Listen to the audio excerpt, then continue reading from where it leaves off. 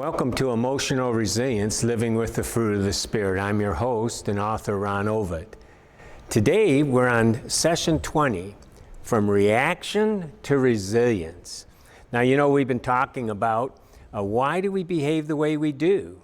And we've talked about the brain. We spent quite a few lessons on the brain and how it works. We've talked about early childhood attachment and how it results in a certain relational styles. But the good news there is we talked at the fact as adults we can have new attachment styles. And we talked about trauma and how childhood trauma can affect us. And we started looking at different emotions and started to realize, you know, where are we emotionally? How are we reacting? What are some of our triggers? Today, we want to continue with emotional recognition and talk about how do we recognize now when we're starting to be reactive. Because if we can do that, then later we can regulate it, that pause and plan, and we can start to relearn emotionally who we really are. Because when we really start understanding, you know, that we're significant, that we're lovable, that we belong, that we have a purpose, that God loves us, when we really understand these things, it changes who we really are. And we not only learn that from God, our relationship there, we learn it with our relationship with each other. And so we've been studying those things. You know, recognizing our reactions to sensations helps us then cultivate resilience. In her book, Shame-Informed Therapy, Patty Ashley shared what to look for when we're exercising emotional recognition. What do we need to be looking for? She says a shame-informed clinician will always be looking through the lens of implicit memories. Now, we talked about memories last time, and that implicit memories are the memories that are out of our awareness. It has to do, if it has to do with trauma, then we're going to remember the tone of voice, right? The look on the face, the body language, the breath, the actions, some of the words perhaps, and we're going to learn those things. We're going to know those things implicitly. They're out of awareness. That memory didn't go back into an explicit memory. It stays there in an implicit form to keep us from getting in trouble in the future. So if we see that same look, we hear that same sound, we smell that same smell, the alarm will go off, right? And so she says we want to be looking through those lenses. What's going on? We want to help that person figure out what are they reacting to. And they want to look through that lens so we can identify clues that might include core shame. You know, is there a shame? I was a shame-based person. And it's very easy to go around with this sense of shame all the time. And that causes us to have this hypervigilance, to always be aware. It was like, to me, like there was always a predator in the room. Someone out to get me. I have to behave. I can't let people down. All these implicit rules that I had that was guiding me. And she said some clues may include those that are paralinguistic, right? Those things that have to do with what we're saying. For example, the elements of speech such as hesitation, or talking softly, or silences, or rapid speech, mumbling, stammering, the way we talk, right? The paralinguistic, the way we talk gives a clue sometimes. Is there something going on? And then what we might say, verbal, right? If we start using, you know, hesitation, and we start using words like, well, that was foolish, or that was silly of me, or I'm so ridiculous. You know, words that give clues, idiotic, stupid, words that give clues that there might be some kind of evaluation, self-evaluation going on that isn't healthy. And then they talk about nonverbal, such as covering our face or looking down. Fidgeting, you know, hunching, biting the lip, all these little clues that we can start paying attention to that give us a clue that something is going on. A sensitive therapist, she says, can listen for the implicit story beneath the ordinary autobiographical stories that clients tell. A client's experience of depression, anxiety, exhaustion, or fragmentation can provide glimpses into the right brain story, the emotional story, right, behind the left brain one that you easily tell. The wordlessness, and I like this, the wordlessness of shame, and the autonomic response it arouses, such as sweating and increased heart rate and blushing, makes it a primitive reaction that opposes rational solutions. It makes it difficult to recognize. Now, why am I reading that? You're not going to be a clinician. No, but we've asked, let's be our own emotional detective.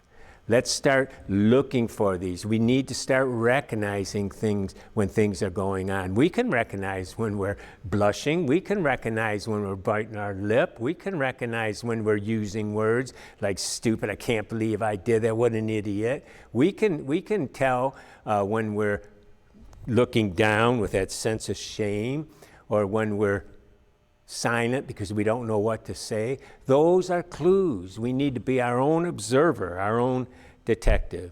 And so she was talking about those different kind of clues, and you can go to the lesson and read it and look at those, circle it, and start looking for those clues. And I encourage you, if you're watching this and you don't have the lessons, you can email me at ron@empowerministry.org, and I'll be happy to send it to you. Just ask for session 20. So trauma affects then our reactions. Childhood trauma affects our reactions. All of us have had it, right? Dr. Robert Scare has done extensive work in the field of trauma. He came to an epiphany probably 15, 20 years ago that he feels that almost all of this kind of reaction comes out of trauma. And he's talking about post-traumatic stress disorder here. He says, we therefore seem to be dealing with a syndrome affecting all aspects of a person's being, including the body, mind, and spirit. This post-traumatic syndrome is produced by threat, shock, or injury that occurs in a state of helplessness. And that's what happens when we're children and we're being traumatized. We're helpless, right? That's a helpless situation. And it also goes around then with the neurophysiological changes triggered by that experience. Things happen in our brain and in our body when we're traumatized. And they're stored then, he says, in a person's unconscious or that procedural memory in a cumulative manner, along with other such life experiences. And that goes along with that story I tell when a kid walks down the hall at school and they already feel inadequate, they already have a mild case of social anxiety, they don't think they're popular, and they see the popular kids and they're walking down, and all of a sudden they're laughing, and they think what? They're laughing at them. Now, they could be laughing at anything, but at that moment, because they're thinking that, and it happens that quick, they're reinforcing that negative view they have. And that's what he's saying here. It's this cumulative manner. All these things add up. That accumulation, he says, of traumatic life experience then leads to a condition of increasing vulnerability and decreased resilience to further trauma. And so what we're trying to do here is correct the story. We want to correct the story and build up the capacity to be resilient. And so we need to have that ability to react in a proper way and have resilience. He says that, Dr. Scare says this, those who present with symptoms of post-traumatic stress disorder following a variety of traumatizing experience have a specifically relevant history of being abused physically, sexually, or otherwise as children. The original experience of helplessness, no way to fight or flee, led to a freeze or dissociative response mediated by endorphins and predominantly parasympathetically driven. It's a parasympathetic nervous system. Depending on the details of the abuse, the sensory messages and aborted motor responses to the threat were encoded, right? Were encoded in the child's procedural implicit memory. And that's that predictive coding that we talked about last time. These memories involving the sensor motor and autonomic nervous systems are conditioned responses. And that's what we said. These are conditioned responses. They're associations. They are critical to the unconscious survival-based behavior of the organism. Linked to a threat of life and occurring in a state of high arousal, they become conditioned quickly and resistant to extinction, often lasting a lifetime. I'm reading that to you, and you can read it over because I want you to see that there's a reason for the way we're reacting. And here's the good news. We can overcome. Knowing why it's happening will help us then to be able to figure out how to redo it. We can get rid of the lies that we're believing, those triggers. You know, we're not 5 years old anymore. And that person inside of us, that child inside of us can mature and join us in our maturity, and we can start reacting differently. And we'll be getting into different ways to emotionally relearn as we go through this program. And so let me ask you, how do you react to emotional pain? You know, there's many ways to react to emotional pain that we feel, and I use the word pain purposely here. It's that same part of the brain that registers, you know, a paper cut on our finger registers emotional pain, you know, and so traditionally it's been we either fight or we have flight or we freeze. I've added fix because I've learned as a people pleaser over the years that I don't want to flight, I don't want to fight, I don't want to freeze if I can just fix the situation. And so, you know, anything I have to do to placate or subjugate myself or make things right, that becomes a way of recognizing and working with it as well. And so, you know, it'd be nice if we knew some of the ways we're reacting. How are we becoming reactive? And so I've given you lists under fight, like am I getting angry? Am I rebelling? Am I yelling? Am I, hurting someone physically or verbally? Am I trying to control the situation? Or I'm being critical? Or maybe I'm passive aggressive. And then in flight, am I, using addictions to get out of there? Am I avoidance, avoiding talking about it? Am I pushing the people away? Is my body getting sick where I don't have to deal with things? There's a lot of ways to take flight or freeze. Am I, daydreaming? Am I detaching myself? Am I getting stuck or in a panic? And then fix. Am I acquiescing? Am I people pleasing? Am I placating to the situation or giving in? And so ask yourself, how am I reacting to situations? Let that be a clue. Oh, I just did that, didn't I? And then you can back up and figure out what's going on. What's going on? So what makes us more resilient? What can make us more resilient? How, why, can some people bounce back better than others? Well, Martin Seligman, the man who coined the phrase learned helplessness, later developed a theory called learned optimism.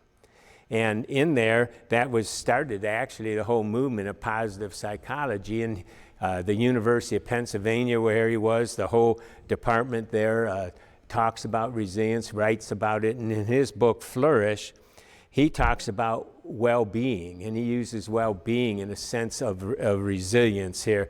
And he says there's 5 keys to it, and one is, having positive emotion, enjoying life with pleasure and comfort and warmth and peace. And when we talk about that, we talk about, the fruit of the Spirit, love, joy, and peace, right? Patience, kindness, goodness, faithfulness, gentleness, and self-control. The fruit of the Spirit, the Holy Spirit wants to produce these things in us. And then he says, being engaged in what we're doing, that helps us build resilience. Having that positive attitude, like he said, and emotion helps us. Being completely absorbed in what we're doing, enjoying life with purpose. And haven't we said that before? Haven't we said that some of the important things to us is having a sense of purpose? And then, meaning, belonging and serving something that you believe is bigger than life. Meaning is developed and sustained from connection to other people. And so having a sense of meaning and engagement and positive emotions. And then he talks about accomplishment. You know, that pursuing something that brings satisfaction is an important part of well-being. And so when we pursue those kinds of things that bring satisfaction, it helps. And then he says positive relationships. Positive relationships. We're not meant to be alone. Well-being comes from relationships, and that's a relationship with God as well as each other. We need each other. And so those are things, if we're going to talk about being resilient, if we're going to talk about, overcoming some of the negative and painful emotions we have, then we need to do a check take a look at that checklist. What am I doing with my life? What am I doing? Am I exercising positive emotion? Am I engaged in meaningful things? Am I accomplishing things that are important to me? And do I have positive relationships? If not, we need to start. And then they talked about skills for regulation. They talked about researching what makes some people more resilient than others. And the good news is they believe that we can learn to be resilient. And I agree, we can build that capacity. If we didn't build that capacity in childhood, we can build it now. And that's exciting.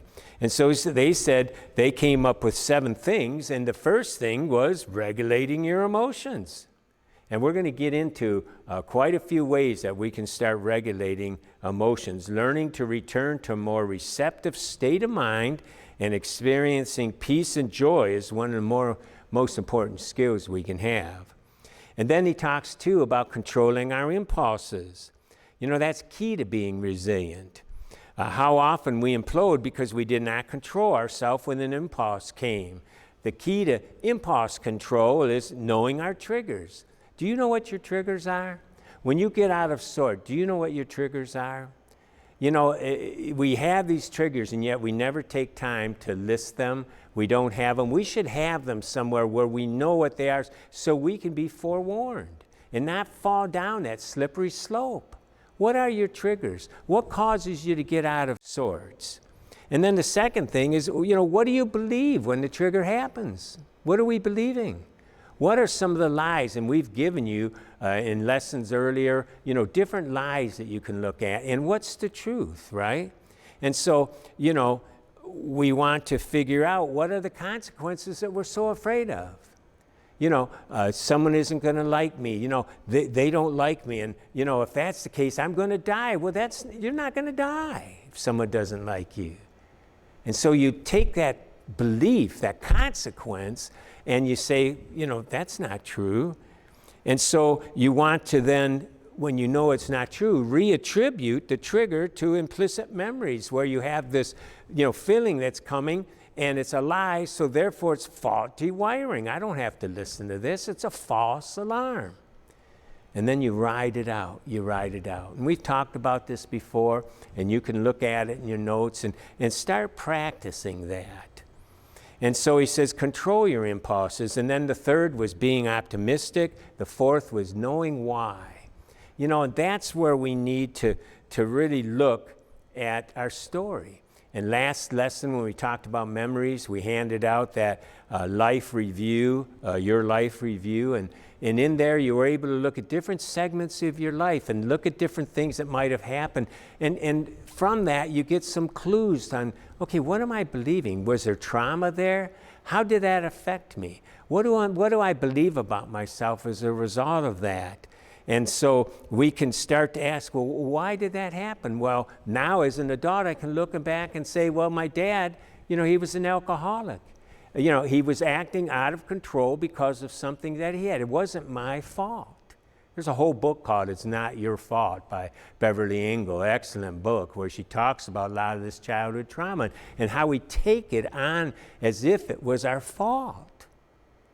And when we can start figuring out why and get a coherent story, and we can, it doesn't mean we blame, it doesn't mean we have to be a hater, but it means we don't have to take it all on ourselves. We can start believing the truth about ourselves. And then there's the relational side. We need to start having empathy and attunement with others. We need to step out. We need to start meeting people and having empathy for them and having attunement with each other and get that right brain to right brain connection. And then as we, do that, we start to create self-efficacy. And that's the belief in our ability to affect our circumstances or believing in a God that can. It's the moving toward a solution with the confidence that we can do it. So as we start to do these things, we're optimistic, we're knowing why, we're building empathy and attunement, we'll start to feel like we can get some of these positive things going, right? And then we can reach out to others. As we reach out to others, we heal in a community. We're relational beings and we heal with each other. Right brain to right brain. Mature brain helps our brain mature. And so I've asked you in the lesson to rate yourself on those skills. Where are you? And where are you going to be in months from now? And so we want to be able to bounce back from our emotional reactions. For most of us, emotions, they become overwhelming. How do we bounce back then? We're talking about resilience. How do we bounce back to return to joy and peace? Well, by, like I said, by listening to our body, the sensations, learning, how to ride the wave, pausing and then planning if we have to, and then eventually emotional relearning, learning the truth about who we are. And so we want to get away from reacting to being more receptive. And we do that by stopping to realize what's going on. We want to disrupt ourselves. We want to stop. We want to stop it. We want to recognize it and then be able to stop. Take a pause. Hit the pause button. Pause button. If you were sitting there and an alarm kept going off, a smoke alarm, a smoke detector, and there's no smoke, right? And you check everything, and so you keep going. 20 minutes later, it goes off again. There's still no smoke. It goes off again. Pretty soon, you're going to get tired of that. And what? Fix the alarm, right? You're going to fix it. And that's what we want to do. These are false alarms. And it's time that we recognize that it's a false alarm. And it's time to get tired of it, right? And say there needs to be a change. I don't have to live this way. And so we can just start to disrupt and say, stop. I don't have to obey this. We can breathe. We can bring God into the process. We can take a break, right? We can, do things that will help us change the mood, we'll ride the wave, let the emotion dissipate. Emotions come as a wave. What goes up comes down. And so we need to surf it, right? We need to ride the wave. And so, there's positive things we can do, and I've listed some. But you know what? Unfortunately, there's negative things we can do too. And we can isolate ourselves. We can just go into a panic mode. We can, keep busy and worrying where we don't have to face things. We can get numb, right, through alcohol or through drugs, through all kinds of, just video gaming all the time, escaping, right? We can do different forms of escape to numb ourselves. We can become helpless and depressed. Learned helplessness, right? Depression. Those are things that maybe many of us have been doing, but that's not the way to handle the situation. That's not how we need to react. We need to start breathing, bring God into it, take a break, pause, and then plan. We need to get some counseling if we need it, get some help. We need to switch our state of mind, right? We do that by staying in the moment. We turn off the judgment and predictions, and we bring God into the picture. We bring God into the picture. Resilience is throughout the Bible. The Bible was born in adversity. When you think about it, there was war, exiles, famine, occupation, prejudice, persecution, slavery, drought, poverty. Paul wrote a lot of the New Testament in prison. And yet, listen to what Paul said. We are pressed on every side by troubles, but not crushed. We're perplexed, but not driven to despair. We're hunted down, but never abandoned by God. We get knocked down, but are not destroyed. Through suffering, our bodies continue to share in the death of Jesus so that the life of Jesus may be seen in us. And he ends with this. He's there. This is why we never give up. Though our bodies are dying, our spirits are being renewed every day. God wants to renew you and I. He wants to have that relationship with us so we can come to him as part of our resilience. We can come to him, cry out to him, and let him continue to renew our mind.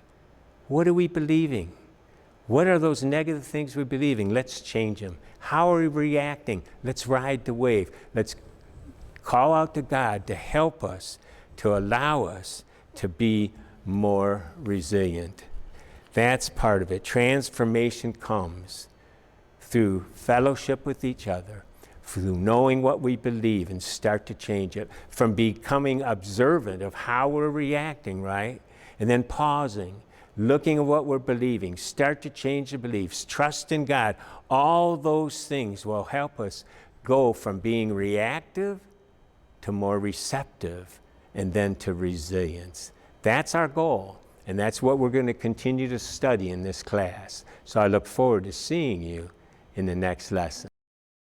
Thanks for joining us today on this Emotional Resilience Living with the Fruit of the Spirit class. Please share this video with others. Like, subscribe, hit the notification bell so you won't miss any of the other exciting classes. You can also, for books and videos and podcasts, you can go to our website, ronovitt.com, and find out more information.